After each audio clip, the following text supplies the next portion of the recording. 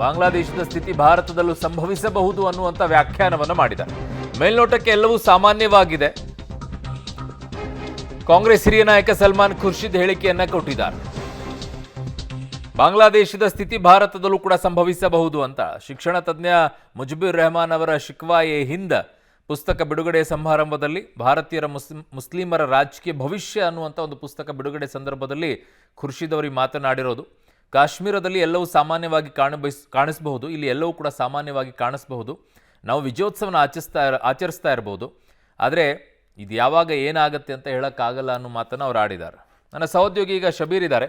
ಶಬೀರ್, ಈಗ ಒಂದು ಆತಂಕ ಅಂತೂ ಕೆಲವು ಕಡೆಗಳಲ್ಲಿ ನಮ್ಗೆ ಅವಾಗ ಕಾಣಿಸಿಗುತ್ತೆ. ಕಾರಣ CAA ವಿಚಾರದಲ್ಲಿ ಪ್ರತಿಭಟನೆ ನಡೆಯುವಂಥ ಸಂದರ್ಭದಲ್ಲಿ ಬೇರೆ ಸಂಘಟನೆಗಳು ಇದರಲ್ಲಿ ಮುತುವರ್ಜಿಯನ್ನು ವಹಿಸಿಕೊಂಡು ಅದನ್ನು ಬೇರೆ ದಿಕ್ಕಿನತ್ತ ತೆಗೆದುಕೊಂಡು ಹೋದಾಗ ಇಡೀ ದೇಶದಲ್ಲಿ ಉದ್ವಿಗ್ನ ಸ್ಥಿತಿ ನಿರ್ಮಾಣವಾಗುವಂಥ ಪರಿಸ್ಥಿತಿಗೆ ತಂದಿಟ್ಟಿದ್ರು.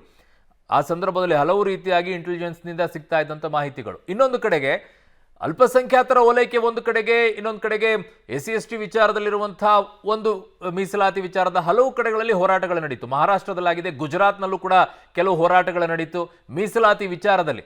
ಆ ನಿಟ್ಟಿನಲ್ಲಿನ ಅಥವಾ ಇದು ಕೇವಲ ಪರ್ಟಿಕ್ಯುಲರ್ ಆಗಿ ಕಾಶ್ಮೀರದ ವಿಚಾರವನ್ನು ಇಟ್ಕೊಂಡು ಮಾತ್ರ ಖುರ್ಷಿದ್ ಅವರು ಮಾತನಾಡಿರುವಂಥದ್ದು ಏನು? ಅರುಣ್, ಕೇವಲ ಕಾಶ್ಮೀರ ಅಥವಾ ಮೀಸಲಾತಿ ಅನ್ನೋ ವಿಚಾರಕ್ಕಿಂತ ಮಿಗಿಲಾಗಿ ಬೇರೆ ಬೇರೆ ಆಯಾಮಗಳಲ್ಲಿ ಇದನ್ನ ಅವರು ಕಟ್ಟಿಕೊಡುವಂಥ ಪ್ರಯತ್ನವನ್ನ ಮಾಡಿರುವಂಥದ್ದು. ಕಾಂಗ್ರೆಸ್ನ ನಾಯಕ ಸಲ್ಮಾನ್ ಖುರ್ಷಿದ್ ಅವರು ಹೇಳಿರುವಂಥದ್ದು, ಭಾರತದಲ್ಲಿ ಒಂದು ಬಬಲ್ ಕ್ರಿಯೇಟ್ ಆಗಿದೆ. ಆ ಬಬಲ್ ಏನು ಅಂದರೆ ಎಲ್ಲವೂ ಕೂಡ ಮೇಲ್ನೋಟಕ್ಕೆ ಚೆನ್ನಾಗಿ ಕಾಣಿಸ್ತಾ ಇದೆ, ಎಲ್ಲವೂ ಕೂಡ ಸರಿಯಾಗಿದೆ ಅಂತ ಅನ್ನಿಸ್ತಾ ಇದೆ, ಆದರೆ ಒಳಗಡೆ ಯಾವುದೂ ಕೂಡ ಸರಿಯಾಗಿಲ್ಲ. ಜನರಲ್ಲಿ ಒಂದು ಆತಂಕ, ದುಗುಡ ಅಥವಾ ಒಂದು ಆಕ್ರೋಶ ಮಡುಗಟ್ಟಿರುವಂಥದ್ದು. ಅದು ಯಾವಾಗ ಬೇಕಾದ್ರೂ ಸ್ಫೋಟಗೊಳ್ಳುವಂಥ ಸಾಧ್ಯತೆಗಳಿದಾವೆ.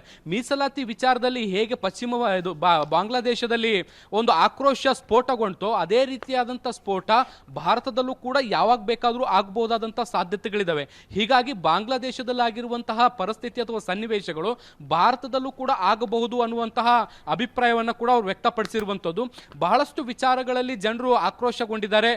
ಹೌದು, ಯಾವಾಗ ಬೇಕಾದ್ರೂ ಸ್ಫೋಟ ಆಗ್ಬೋದು ಅನ್ನುವಂಥ ನಿಟ್ಟಿನಲ್ಲಿ ಪರೋಕ್ಷವಾಗಿ ಅವರು ಕೇಂದ್ರ ಸರ್ಕಾರದ ವಿರುದ್ಧ ಮಾತನಾಡುವಂಥ ಪ್ರಯತ್ನವನ್ನು ಮಾಡಿರುವಂಥದ್ದು. ಅದರಲ್ಲೂ ಕೂಡ ವಿಶೇಷವಾಗಿ ನಾವು ನೋಡೋದಾದ್ರೆ ಇಲ್ಲಿರುವಂಥ ಮೈನಾರಿಟಿಗಳ ಮೇಲಿನ ದಬ್ಬಾಳಿಕೆ ಆಗಿರ್ಬೋದು, ಅಥವಾ ಮೀಸಲಾತಿ ಹೋರಾಟಗಳಾಗಿರ್ಬೋದು, ಅಥವಾ ಕಾಶ್ಮೀರದಲ್ಲಿ 371 ಅನ್ನು ರದ್ದು ಮಾಡೋದಾಗಿರ್ಬೋದು, ಈ ಎಲ್ಲ ವಿಚಾರಗಳು ಮುಖ್ಯವಾಗಿ ಅವರು ತಮ್ಮ ಭಾಷಣದಲ್ಲಿ 2024 ಚುನಾವಣೆಯ ಫಲಿತಾಂಶಗಳನ್ನು ಕೂಡ ಉಲ್ಲೇಖಿಸುವಂತ ಕೆಲಸವನ್ನ ಕೂಡ ಮಾಡ್ತಾರೆ.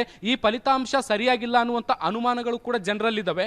ಹೀಗಾಗಿ ಈ ಆಕ್ರೋಶ ಯಾವಾಗ ಬೇಕಾದ್ರೂ ಸ್ಫೋಟಗೊಳ್ಳಬಹುದು ಅನ್ನುವಂತಹ ಒಂದು ಅಭಿಪ್ರಾಯವನ್ನು ಕೂಡ ಅವರು ವ್ಯಕ್ತಪಡಿಸಿರುವಂತದ್ದು. ಅರುಣ್. ಓಕೆ ಶಬೀರ್, ನಿಮ್ಮೆಲ್ಲ ಮಾಹಿತಿಗೆ ಧನ್ಯವಾದಗಳು.